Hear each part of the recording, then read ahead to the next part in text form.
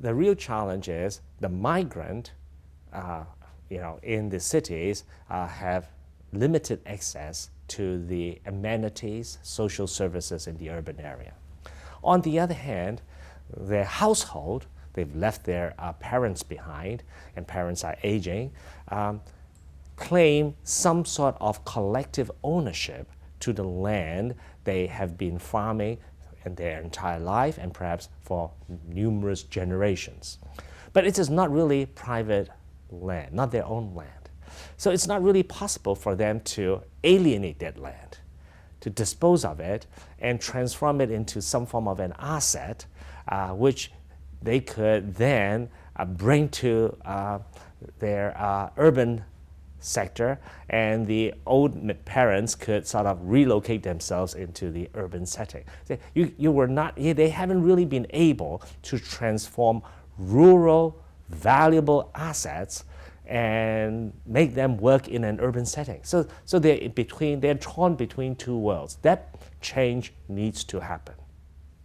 That solution, which all the successful nations in the world that have gone from an agrarian economy to an industrial economy, must resolve the issue of land values in the rural sector. And the sooner you address them, it will create a set of assets. Land is very valuable. If it can become an asset, it will become a huge asset base in the financial system, and that will fuel and fund future consumption. Now, the commune system has sort of ended, but we haven't really fundamentally resolved ownership rights in land, which does not need to be private ownership as such. It could have many shades of gray, whereby you could corporatize land assets in the rural area, and individuals would own shares in such stock companies, and individuals can exit, and that is key. To be able to exit and get a value out of it will allow them to really make the complete transition into a urban setting. And if the urban setting side, if they come with assets, they will not be perceived as free riding on the original urban dwellers in terms of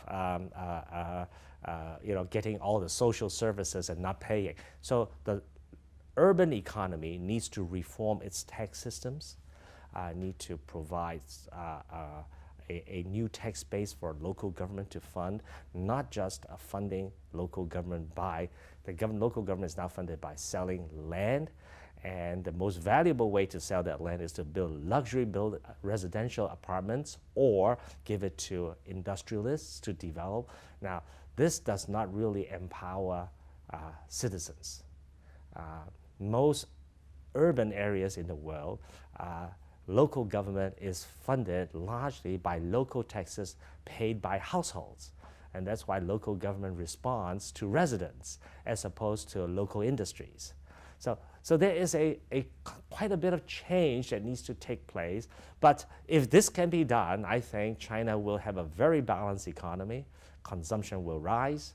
And the difficulty of an overheated investment-driven economy, which China now is facing, will gradually be addressed. I think there's a way out. I think they know what it is. They just need to make the political choices gradually necessary for all this to happen. So it's a tall agenda.